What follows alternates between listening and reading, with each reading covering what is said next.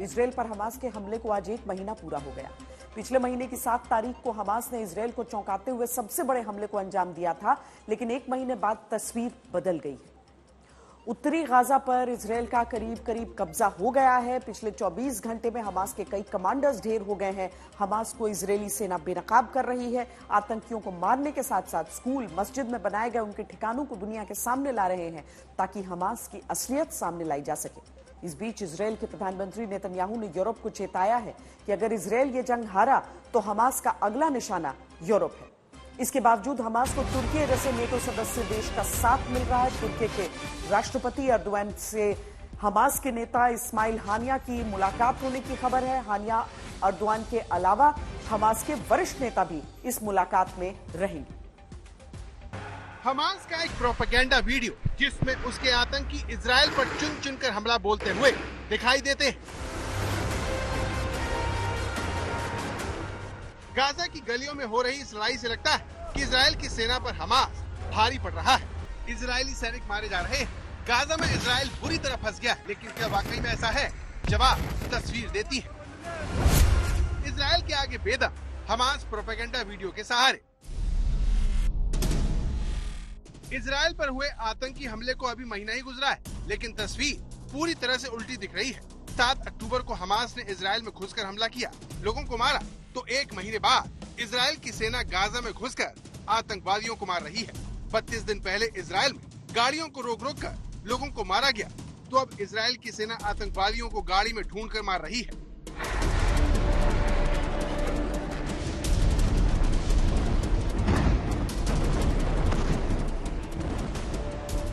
पिछले 1 महीने में हमास के सैकड़ों ठिकाने ध्वस्त हो चुके हैं, लेकिन इजरायल आतंकवादियों को मारने के साथ साथ हमास को भी बेनकाब कर रही है। हमास लगातार इजरायल पर आम लोगों को निशाना बनाने का इल्जाम लगाता है। सबसे पहले वीडियो देखिए। इसमें आपको गाजा में कुछ लोग रॉकेट लॉन्च करते हुए दिख सकते हैं। इस तस्वीर में कई खास बातें हैं। हमास के इस वीडियो में सबसे पहली बात जो गौर करने वाली है वो है आतंकवादियों के कपड़े, जो बिल्कुल आम लोगों की तरह है। अब सवाल यह है कि हमास के आतंकी ऐसा क्यों कर रहे हैं? इस वीडियो को इजरायल की तरफ से बहुत अहम क्यों बताया जा रहा है? तो जानकारों के मुताबिक इसका जवाब कुछ इस तरह से है।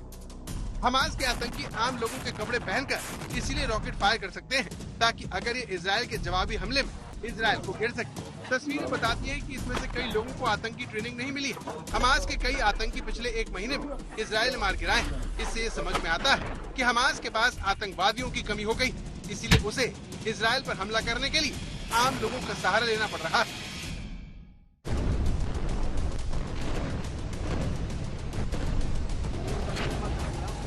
तो हमास के आतंकी जिस तरह से मारे जा रहे हैं, इजरायल उन्हें ढूंढ कर गाजा से वेस्ट बैंक तक में निपटा रहा है। उसे देखते हुए जानकारों की बात मानी जा सकती है कि हमास के पास आतंकवादियों की कमी हो गई, लेकिन हमास की मुसीबत सिर्फ यही नहीं है, क्योंकि इजरायल ने उसकी सबसे बड़ी ताकत को गाजा में घुसकर तबाह कर दिया है।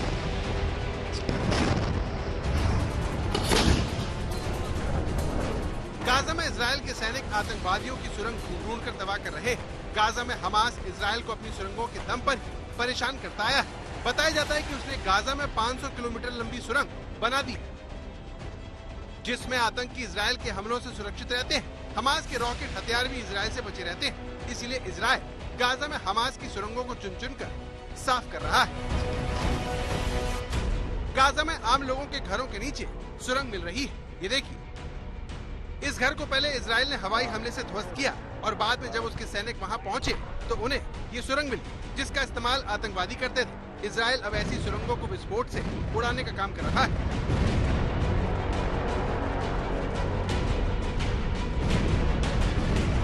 गाजा में इजरायल को जगह जगह सुरंगें मिल रही हैं, जिन्हें तबाह करने से पहले इजरायल की सेना उनकी अच्छी से जांच पड़ताल करती है।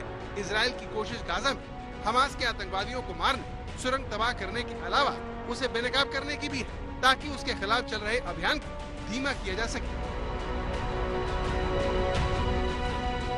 इसी से जुड़ा वीडियो देखिए। ये गाजा में एक मस्जिद है, जहां पर हमास के आतंकवादियों ने रॉकेट लॉन्चर इकट्ठा कर रखे थे। ये देखिए किस तरह से एक धार्मिक स्थल का इस्तेमाल तोप खाने की तरह किया जा रहा था।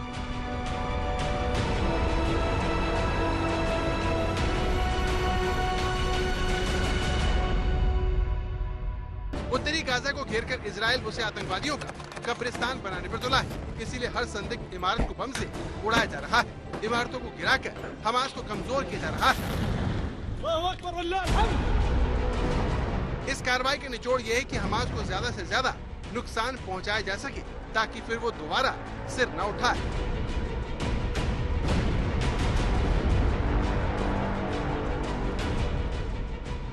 लेकिन इजराइल की इस कार्रवाई में गाजा के आम लोग बुरी तरह से मारे जा रहे हैं। संयुक्त राष्ट्र के मुताबिक गाजा के 70% यानी 15 लाख लोगों को युद्ध की वजह से अपना घर छोड़ना पड़ा है। इस वजह से इजराइल पर दुनिया भर का दबाव बढ़ रहा है।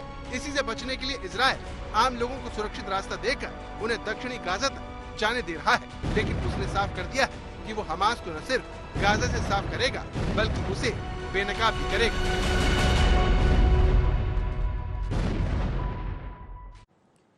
इजराइल गाजा में आतंक के नेटवर्क को ध्वस्त कर रहा है और यूरोप को चेतावनी दे रहा है। कह रहा है कि अगर यूरोप नहीं संभला तो उसका हाल बेहाल होगा। आखिर नेतन्याहू ऐसा क्यों कह रहे हैं, आइए आपको बताते हैं। अपनी कार्रवाई के समर्थन में इजराइल की दलील ये है कि हमास के खिलाफ लड़ाई को अंजाम तक पहुंचाना बहुत जरूरी है, क्योंकि ये सभ्यता बना बर्बरता की जंग। सभ्यता की जीत के लिए जरूरी है कि बर्बरता के मददगारों को कमजोर किया जा सके। ऐसे में इजराइल को सैन्य अभियान के लिए अंतर्राष्ट्रीय समर्थन मिलना चाहिए, वरना यूरोप खतरे में पड़ जाएगा। नेतन्याहू जो चेतावनी दे रहे हैं वो यूरोप से आने वाली तस्वीरों को सबूत बताते हैं। यूरोप के अधिकतर देशों में फिलिस्तीन के समर्थन में जोरदार प्रदर्शन हो रहे हैं। फ्रांस के बाद जर्मनी में मुसलमानों की तादाद सबसे ज्यादा है। यहाँ पर एक प्रदर्शनकारी मुस्लिम युवक ने खुलेआम कहा कि अगर वो बहुमत में आ गए तो जर्मनी का संविधान बदल देंगे और वहाँ शरिया लागू कर देंगे। जर्मनी के बाद अब आपको फ्रांस की वो खबर दिखाते हैं जिस पर बवाल मचा। फ्रांस के एयरपोर्ट पर मुस्लिम समुदाय के कई लोगों ने वेटिंग लाउंज में नमाज पढ़ना शुरू कर दिया। जब ये तस्वीर वायरल हुई तो सरकार में हड़कंप मच गया। फ्रांस सरकार ने एयरपोर्ट अथॉरिटी से सवाल पूछा और कहा कि वो सख्त कार्रवाई करे। ये पेरिस से जॉर्डन जाने वाले यात्री थे जिन्होंने लगभग 10 मिनट तक नमाज पढ़ी। सवाल ये है कि इसमें गलत क्या है, तो जवाब ये है कि पेरिस एयरपोर्ट पर प्रार्थना करने के लिए अलग अलग धर्मों के लोगों के लिए जगह निर्धारित। ऐसा नहीं है कि आप एयरपोर्ट पर कहीं भी प्रार्थना करने या नमाज पढ़ने लग जाए।